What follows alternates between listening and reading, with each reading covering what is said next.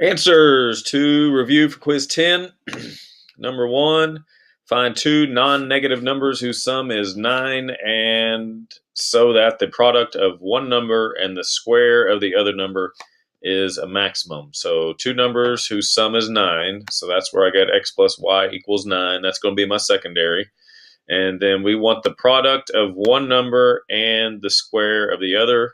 So product means multiply one number and the square of the other. So I got x times y squared.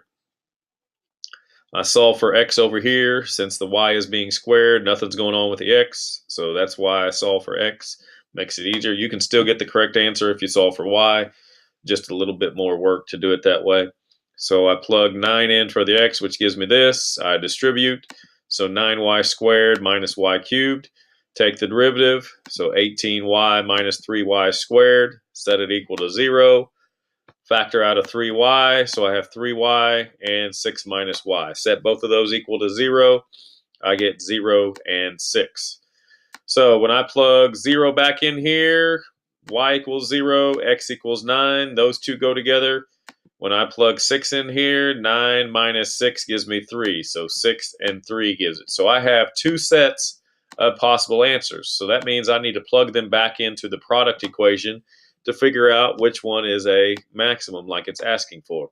So if I plug 0 and 9 in here, I get 0. When I plug 6 and 3 in here, I get 3 times 6 squared, which is definitely more than 0. So that means my maximum occurs with my values of 3 and 6. So 3 and 6 would be my answer to number 1.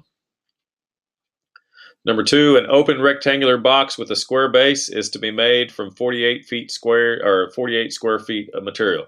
So open rectangular box means there's no top to it. What dimensions will result in a box with the largest possible volume? So I want the largest volume. So let's start with volume. I think that's the easier of the two formulas. If my base is squared, then that means my length or my length and my width are going to be the same. So I'm going to label both of those as x. So the volume of a box is going to be length times width times the height. So I got the x squared with the length times the width, and then I have the height as y. So that's what I labeled right here. The other part was we want to make it with 48 square feet of material. So that means we're talking about surface area. So I need surface area of the base. The base was x by x, so the surface area of that is going to be x squared. And then all the other sides are going to be the same. The bottom of it is going to be x, and the vertical piece of it is going to be y. So each side is going to be xy.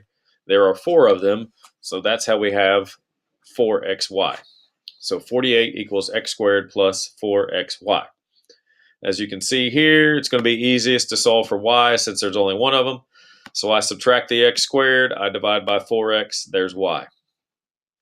I plug it in over here for y.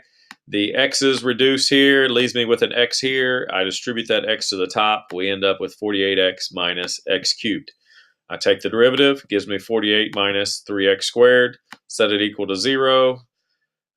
So we divide by 3. We end up with x squared equals 16. And the square root of that gives me plus and minus 4. We're talking about the dimensions of the box, though. So negative is no good. X is what we're looking for. So x equals 4. I plug 4 back in here. So 48 minus 16 over 16. That's 32 over 16, which gives me 2. So the base is going to be a 4 by 4, and then the height of the box is going to be 2. So a 4 by 4 by 2 box, or that's the dimensions of my box. Number 3, a container in the shape of a right circular cylinder with no top has a surface area of 3 pi feet squared. What height and base radius r will maximize the volume of the cylinder. So let's go with volume again. Volume of a cylinder we've dealt with many times this year is pi r squared h. So there's that. We want to maximize that. So that means this is our primary. So I need to get rid of a variable. It looks like h over here. H would be what I want to replace. And over here, h is also what I want to solve for since there's only one h. So I subtract the pi r squared. I divide by the 2 pi. There's h. So I plug that in for h over here. I reduce the pi, reduce the pi, reduce the r's. So that just leaves me with an r on top. This 2 I moved to the front and made 1/2. And then I distribute r through. So that's 3 pi r minus pi r, or pi r cubed. Then I went ahead and factored out a pi, and I got pi over 2. And then I took the derivative. So that gives me 3 minus 3r squared. Pi over 2 is a coefficient, so it stays. I set it equal to 0.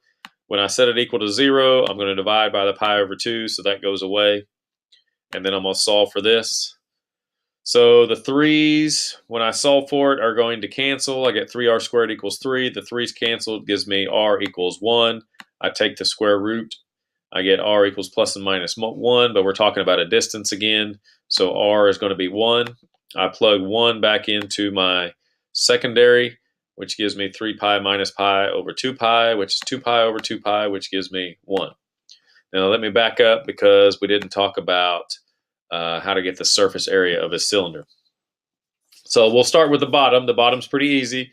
The bottom is just a circle. So the circle is where we get pi r squared. Okay. Then we need to get the cylinder, the vertical part of it, the sides of the cylinder. We need to know the surface area of the sides of the cylinder. Well, if you go and cut the side of a cylinder and then unravel it, it ends up being a rectangle. So if you would cut a cylinder and then uncurl it, it ends up being a rectangle. So one side of the rectangle is h, and then the other side of the rectangle, the bottom side of the rectangle, is going to be the circumference of the circle that's on the bottom. So the circumference of a circle is 2 pi r.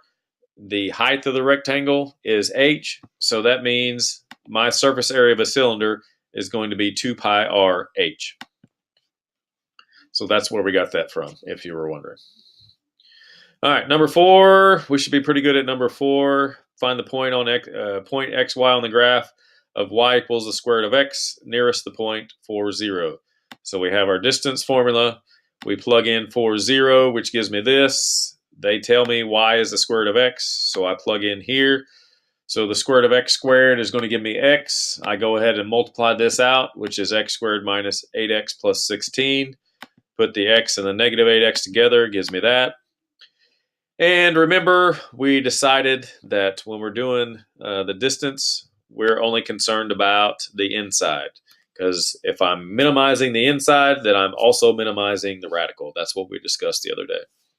So I take the derivative of the inside, which is 2x minus 7. I set it equal to 0. I get x equals 7/2. Plug 7/2 back into my secondary. Gives me the square root of 7 over 2. So this point right here is on this function right here, and it is the closest point possible on this function to 4, 0. That's what we found out. All right, number 5. This one's kind of new because we haven't dealt with money and how much stuff costs. We just dealt with minimizing material.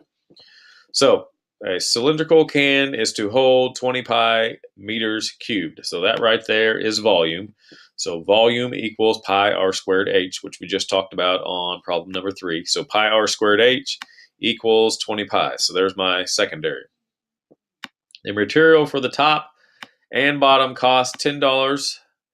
And the material for the sides cost $8 per square meter. And for the top, it was per square meter as well. Find the radius and the height of the most economical can. So that square tells me, the fact that that's meters squared tells me we're dealing with surface area. So I need the surface area of the top and bottom, and I need to multiply that by 10. I need the surface area of the side, and I'm going to multiply that by 8.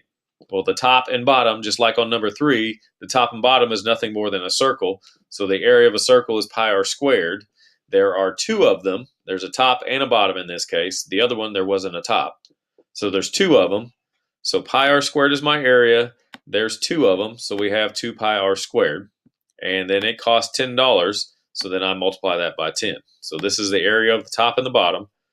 And then times 10. So then we need the area of the side. As we discussed on 3, To get the side of a cylinder, we need the circumference of the circle that's on the bottom times how tall it is. So the circumference of the circle on the bottom is 2 pi r.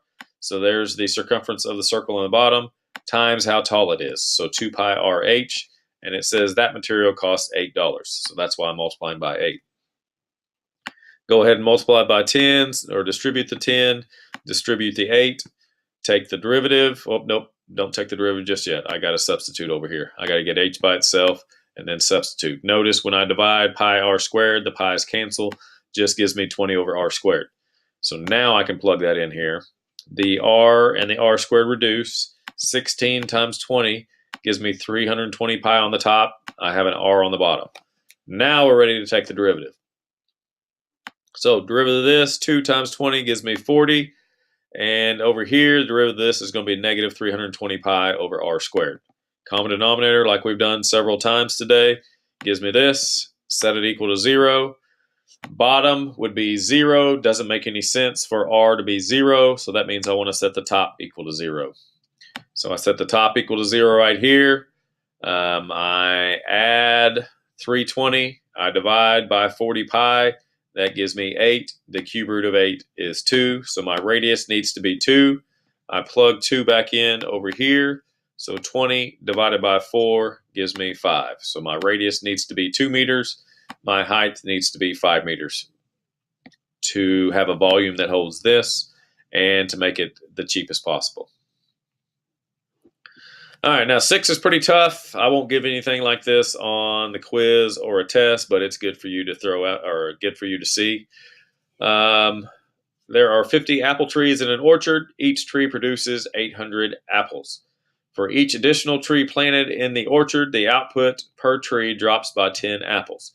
So if I have more than 50 apple trees, instead of 800 apples, it's going to drop by 10 apples for every tree I add. So how many trees should be added to the existing orchard in order to maximize the total output of trees? And I think I'm going to have to adjust my answer after reading this, but it won't be that difficult. All right, so I want to maximize the total output of the trees. So I did output, OP. I have OP standing for output. So we have the number of apples times trees, and that is my output. Number of apples times trees. So I need to know how many apples per tree. So that's why I have A over here. Okay, we start out with 800. So there are 800 apples in each tree, but then I have to subtract 10 for every tree that's beyond 50. So if I have more than 50 trees, I'm going to have, let's say I have 52 trees, I'm going to have 52 minus 50, which gives me 2. 2 times 10 gives me 20. 800 minus 20. So if I have 52 trees, then that means I'm going to have 780. So here's my formula. 800 is what I start with. I have to subtract 10 for every tree that's past 50. So this is how we set it up. I multiply the 10 in here. So this gives me that. I put the 500 and the 800 together, and I get A equals 1300 minus 10t. So I can plug that in over here for A, distribute the t, gives me that. Take the derivative, 1300 minus 20t, set it equal to 0, add the 20t over, divide by 20, gives me 65. So I can have 65 trees in my orchard. But I did not answer the problem correctly. It says how many trees should be added. Added is my key word there. So instead of 65, 65 is 15 more than 50. So if I'm adding, my answer should be 15 trees. 65 trees is how many trees there's going to be there. But to answer the question correctly, since it wants to know how many are added to the 50 I already have, the answer would be 15 trees.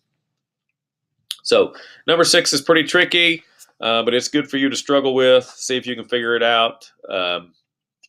But there are the answers for the review for quiz 10. I'll be available in the morning before school in the library if you need to come in and ask me a few more questions. We will see you tomorrow.